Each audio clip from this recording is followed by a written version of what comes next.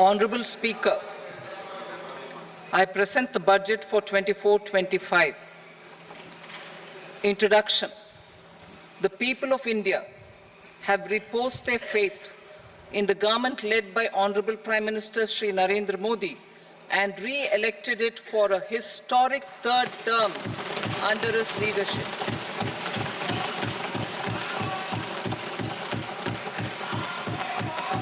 We are grateful for their support, faith, and trust in our policies.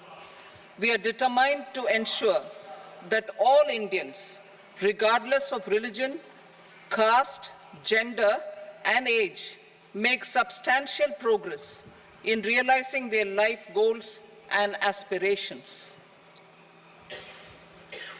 Global context. The global economy, while performing better than expected, is still in the grip of policy uncertainties. Elevated asset prices, political uncertainties, and shipping disruptions continue to pose significant downside risks for growth and upside risks to inflation. In this context, India's economic growth continues to be the shining exception and will remain so in the years ahead.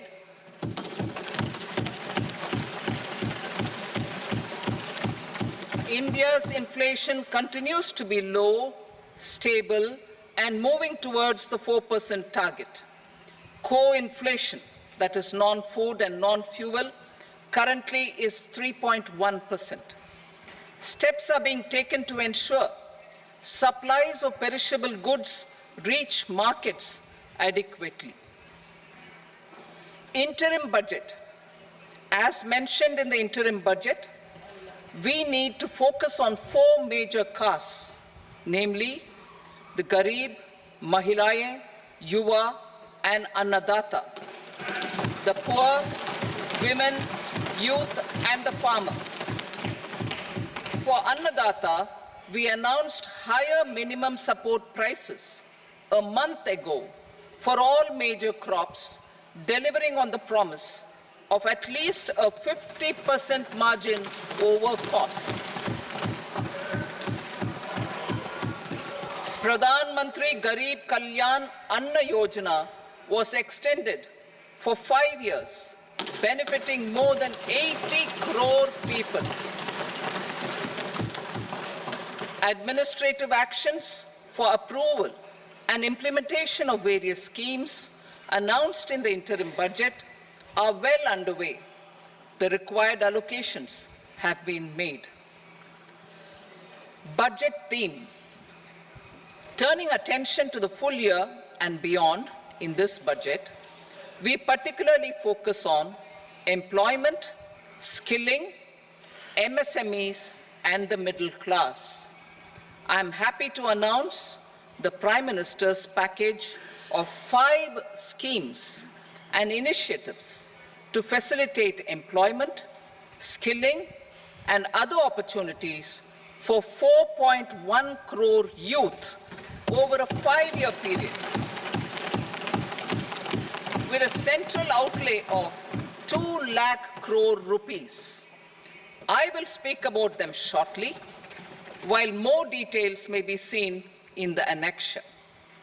This year, I've made a provision of 1.48 lakh rupees, 1.48 lakh crore rupees for education, employment, and skilling. Budget priorities. The people have given a unique opportunity to our government to take the country on the path of strong development and an all-round prosperity. In the interim budget, we promise to present a detailed roadmap for our pursuit of Vikasit Bharat. In line with the strategy set out in the interim budget, this budget envisages sustained efforts on the following 9 priorities for generating ample opportunities for all. Number 1, productivity and resilience in agriculture. Number 2, employment and skilling. Number 3, inclusive human resource development and social justice. 4, manufacturing and services. 5, urban development. 6, energy security. 7, infrastructure. 8, innovation, research and development. And 9, next generation reforms. Subsequent budgets will build on these and add more priorities and actions. A more detailed formulation will be carried out as part of the economic policy framework about which I will speak later in this speech.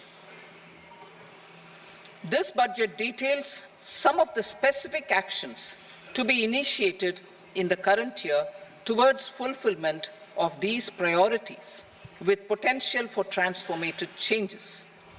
The budget also covers some of the previously made announcements with intent to strengthen them and step up their implementation for expediting our journey towards the goal of Viksit Bharat. Priority 1, productivity and resilience in agriculture. Transforming agricultural research. Our government will undertake a comprehensive review of the agricultural research setup to bring the focus on raising productivity and developing climate-resilient varieties. Funding will be provided in challenge mode, including to the private sector. Domain experts, both from the government and outside, will oversee the conduct of such research. Release of new varieties. New 109 high-yielding and climate-resilient varieties of 32 field and horticultural crops will be released for cultivation by farmers. Natural farming. In the next 2 years, 1 crore farmers across the country will be initiated into natural farming, supported by certification and branding. Implementation will be through scientific institutions and willing gram panchayats. 10,000 need-based bio-input resource centers will be established. Missions for pulses and oilseeds. For achieving self-sufficiency in pulses and oilseeds, we will strengthen their production, storage, and marketing. As announced in the interim budget, a strategy is being put in place to achieve Atmanirbharta for oilseeds such as mustard, groundnut, sesame, soybean, and sunflower. Vegetable production and supply chains.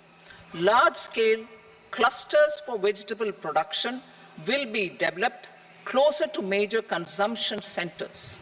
We will promote farmer-producer organizations, cooperatives, and startups for vegetable supply chains, including for collection and storage and marketing. Digital public infrastructure for agriculture. Buoyed by the success of the pilot project, our government, in partnership with the states, will facilitate the implementation of the digital public infrastructure in agriculture for coverage of farmers and their lands in 3 years. During this year, digital crop survey for Kharif using the DPI will be taken up in 400 districts. The details of 6 crore farmers and their lands will be brought into the farmer and land registries. Further, the issuance of Jan Samarth-based Kisan credit cards will be enabled in 5 states. Shrimp production and export. Financial support for setting up a network of nucleus breeding centers for shrimp brood stocks will be provided. Financing for shrimp farming, processing, and export will be facilitated through NABARD. national cooperation policy. Our government will bring out a national cooperation policy for systematic, orderly, and all-round development of the cooperative sector, fast-tracking growth of rural economy and generation of employment opportunities on a large scale will be the policy goal. This year, I have made a provision of 1.52 lakh crore rupees for agriculture and allied sectors.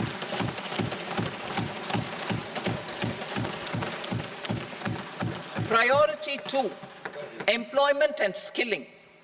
Employment-linked incentive. Our government will implement following 3 schemes for employment-linked incentive as part of the Prime Minister's package. These will be based on enrollment in the EPFO and focus on recognition of first-time employees and support to employees and employers. Scheme A, first-timers. This scheme will provide 1 month wage to all persons newly entering the workforce in all formal sectors.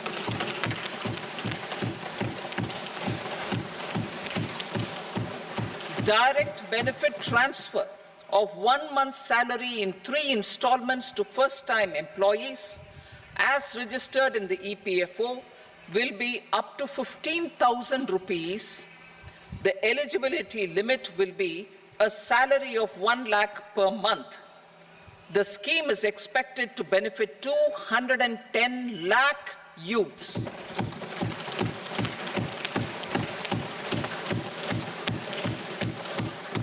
Scheme B, job creation in manufacturing. This scheme will incentivize additional employment in the manufacturing sector linked to the employment of first-time employees. An incentive will be provided at specified scale directly both to the employee and the employer with respect to the EPFO contribution in the first 4 years of employment. The scheme is expected to benefit 30 lakh youth entering employment and their employers.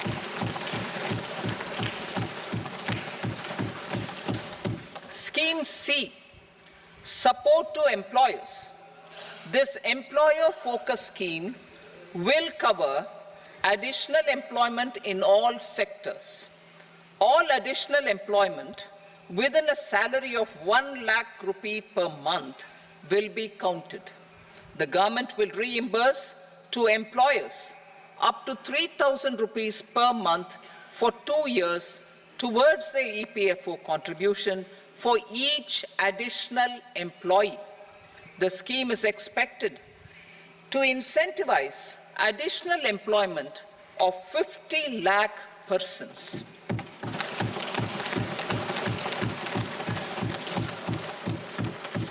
Participation of women in the workforce. We will facilitate higher participation of women in the workforce through setting up of working women hostels in collaboration with industry and establishing creches. In addition, the partnership will seek to organize women-specific skilling programs and promotion of market access for women SHG enterprises. Skilling program. I'm happy to announce a new centrally sponsored scheme as the 4th scheme under the Prime Minister's package for skilling in collaboration with state governments and industry. 20 lakh youth will be skilled over a 5-year period.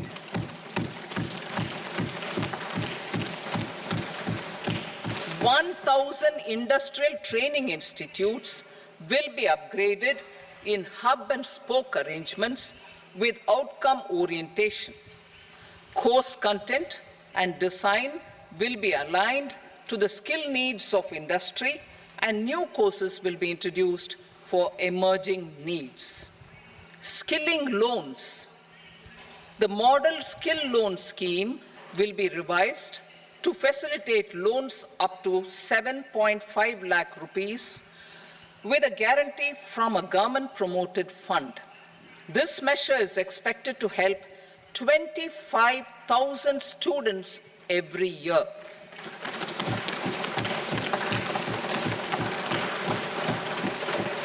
Education loans for helping our youth who have not been eligible for any benefit under government schemes and policies. I am happy to announce a financial support for loans up to 10 lakh rupees for higher education in domestic institutions.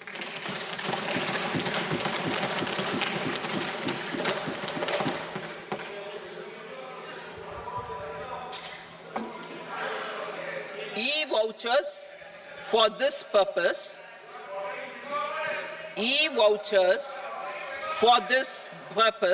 will be given directly to 1 lakh students every year for annual interest subvention of 3% of the loan amount.